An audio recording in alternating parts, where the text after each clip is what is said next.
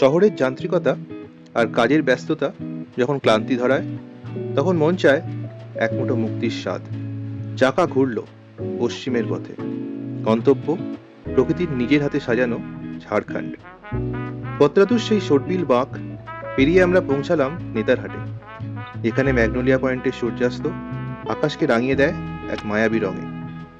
কোয়েল নদীর স্বচ্ছ জল আর বুনো পথের সঙ্গীতের সাথে নিয়ে আমাদের এই সফর ছিল একদিকে যেমন রোমাঞ্চকর, অন্যদিকে তেমনই প্রশান্ত। অরণ্যের নিস্তব্ধতা ভেঙে কখনো সামনে চলে এলো হাতির দল, কখনো বা সলজ্জ হরিণের দল। বেতলার গভীর জঙ্গলের প্রতিটি মোড় যেন এক নতুন রহস্য। কলকাতা থেকে নিজের গাড়িতে ঝাড়খণ্ডের এই ট্রিপের সম্পূর্ণ প্ল্যান, খরচ এবং অভিজ্ঞতা নিয়ে আসছে আমাদের এই ভিডিওতে। সাথে থাকুন। আপনারা দেখছেন আমাদের YouTube channel beyond scalpel, beyond debug. এই ট্রিপের ফুল ভিডিওগুলোর লিঙ্ক রয়েছে পিন কমেন্টসে। এবার চলে আসি আপনারা ট্রিপটা সাজাবেন কি করে। সকালে পৌঁছে যান রাঁচি এবং হোটেলে চেক ইন করে সেই বিখ্যাত শোটবিল রাস্তা ধরে পৌঁছে যান পাত্রাতু ভ্যালি। সেখানে বিকেলে বোটিং করে ফিরে আসুন রাঁচিতে। সময় থাকলে ঘুরে দেখতে পারেন রক গার্ডেন। দ্বিতীয় দিন শুধুই ওয়াটারফলস। সকালে জলখাবার খেয়ে বেরিয়ে পড়ুন প্রকৃতির গান শুনতে। প্রথমেই চলে যান সুবর্ণরেখা নদীর সেই গর্জন বিখ্যাত হুড্রু ফলস। দুপুরে ঘুরে দেখুন জোনা ফলস এবং তার ঠিক পাশেই অবস্থিত শান্ত সীতা ফলস। আপনারা যদি একটা রেন্টাল ক্যাব নেন এই ডে 1 আর ডে 2 ঘোরার জন্য, তো পার ডে আপনাদের ছোট গাড়ির জন্য লাগতে পারে 3000 এবং বড় গাড়ি ইনোভা বা স্করপিও জাতীয় গাড়ির জন্য 4 থেকে 4500 টাকা লাগবে। তৃতীয় দিন হোটেল থেকে চেক আউট করে রাঁচি শহরকে বিদায় জানিয়ে চলুন নেতারহাটের উদ্দেশ্যে। যাওয়ার পথে দেখে নিন ঝাড়খণ্ড বা রাঁচির সব থেকে বিখ্যাত জলপ্রপাত দশম ফলস।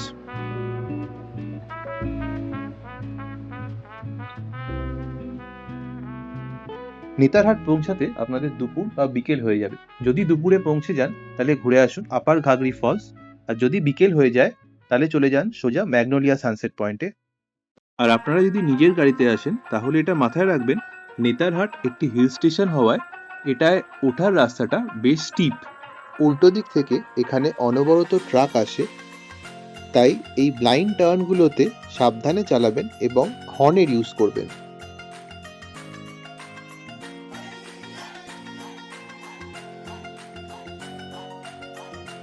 রাঁচি এবং নেতারহাটে থাকার জন্য প্রচুর হোটেল আছে।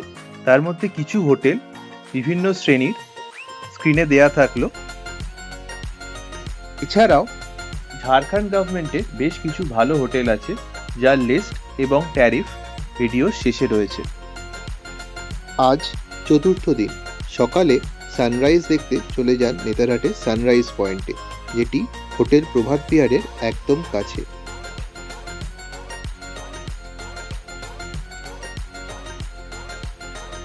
তারপর চলে আসুন পাইন গাছে ঘেরা কোয়েল ভিউ পয়েন্ট। এখানকার ওয়াচ টাওয়ার থেকে কুয়াশা না থাকলে কোয়েল নদীকে স্পষ্টভাবে দেখা যায়।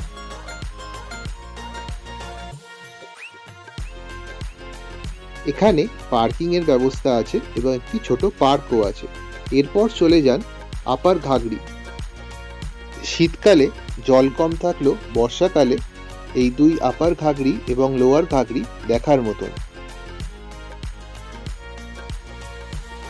এই স্পটগুলো দেখে 11টা থেকে 12টার মধ্যে বেরিয়ে পড়ুন বেতলার উদ্দেশ্যে।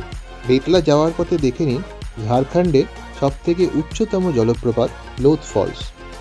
লোথ ফলস দেখে আপনারা জঙ্গলের পথে এগোতে পথে পড়বে মির্চাইয়া ওয়াটারফল। মির্চাইয়ার সেই শান্ত জলধারা আর কালো গ্রানাইট পাথরের মায়া কাটিয়ে এবার চলুন পরবর্তী গন্তব্যের দিকে, ঝাড়খণ্ডের এক অন্যতম রত্ন বেতলা ন্যাশনাল পার্ক। এই 42 কিলোমিটার রাস্তাটা শুধু এক জায়গা থেকে অন্য জায়গা যাওয়ার পথ নয়, বরং প্রকৃতির এক গহন অরণ্যের মধ্যে দিয়ে পাড়ি দেওয়া। রাস্তায় যাওয়ার পথে পড়বে অসংখ্য ছোট ছোট ওয়াটার ক্রসিং। এই রাস্তাটায় ড্রাইভ করার অভিজ্ঞতাটা অন্যরকম। রাস্তার দুপাশে দাঁড়িয়ে আছে প্রাচীন শাল আর মহুয়া গাছ। মাঝে মাঝেই মনে হয় এই বুঝি কোনো বন্যপ্রাণের দেখা মিলবে রাস্তার ঠিক ওপারে।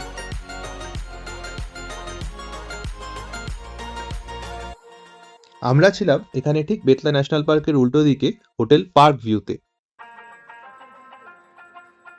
আপনাদের বেতলা পৌঁছাতে বিকেল হয়ে যাবে। বিকেলে ঘুরে আসতে পারেন সেই বিখ্যাত পালামাও ফোর্ট। পরের দিন সকালে করে নিন বেতলাতে জিপ সাফারি। এই সাফারির টাইমিংগুলো হলো সকাল 6টা থেকে 10টা এবং দুপুর 2টো থেকে 6টা, যা সিজন অনুযায়ী একটু ভ্যারি করে।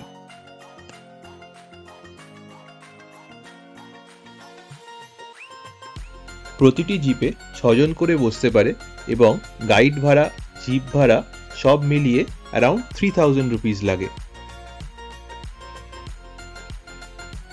আপনারা এই বুকিংটা পালামাও টাইগার রিজার্ভের ওয়েবসাইট থেকে করতে পারেন বা অফলাইন কাউন্টার থেকেও করতে পারেন।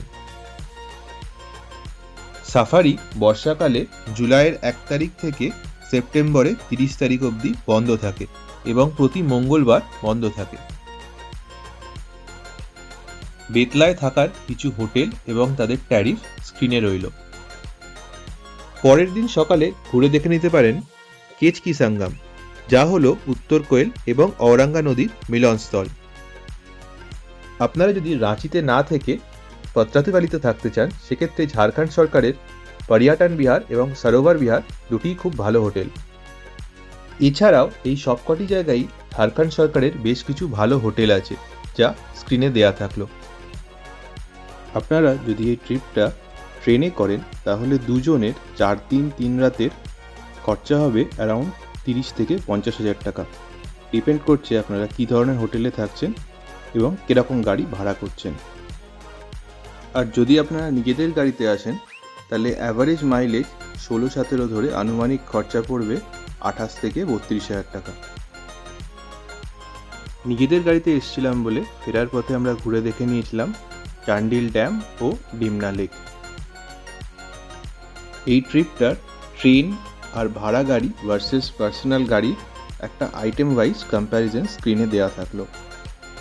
এছাড়া কলকাতা থেকে রাঁচি ও রাঁচি থেকে কলকাতার কোন দিন কোন ট্রেন কোন টাইমে চলে তার একটা লিস্ট স্ক্রিনে থাকলো। আমাদের এই ট্রিপটার ডে ওয়াইজ ডিটেইল ভিডিওর লিঙ্ক স্ক্রিনে ও পিন কমেন্টসে দেওয়া থাকলো।